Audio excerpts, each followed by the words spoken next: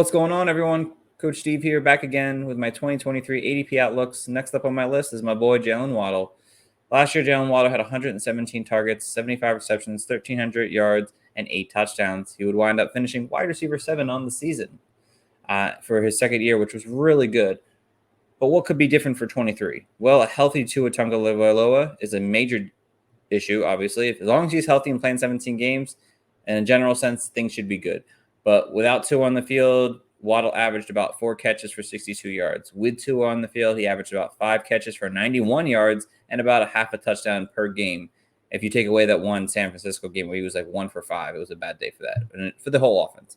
But a healthy Tua will make Jaylen Waddle a fantasy relevant player in terms of an elite status, a wide receiver 1 level status, which I think as long as he's on the field, you should expect Jaylen Waddle to flirt with wide receiver 1 numbers most weeks. But is he capped, though, for his upside? Of course, he's a little capped. Obviously, he has Tyreek Hill on the team there. Obviously, Tyreek Hill is the number 1 wide receiver on this team still. He's talking about 2,000 yards this year. I think Waddle should see very similar numbers, but maybe see a bump in targets. That's my one thing. But I don't know if he has, this is an elite season last year. I don't know how much more he could really get, but he's a really good wide receiver. But can he repeat the success, obviously, that he had last year? Obviously, overall, the season was fantastic. I'd like to see him be a little bit more consistent. First half of the season, wide receiver 5. Second half of the season, wide receiver 27. He just needs to be a little bit more consistent, which we will hopefully get this coming season. And, of course, they took away targets. Mike Gesicki's gone. They don't have Trent Sherfield anymore. They brought in Chosen Anderson and Braxton Berrios.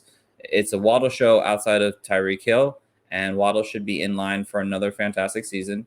He's going to go in round 2 for most of your redraft leagues this year. Can he maintain a wide receiver 1 level status? I think it's very possible. But again, it involves Tua being healthy for the whole season. If Tua is not healthy, I can't trust him as a wide receiver 1. That's why you're not choosing him in round 1. But in the middle of round 2, should be a really good player for you to grab in fantasy this year.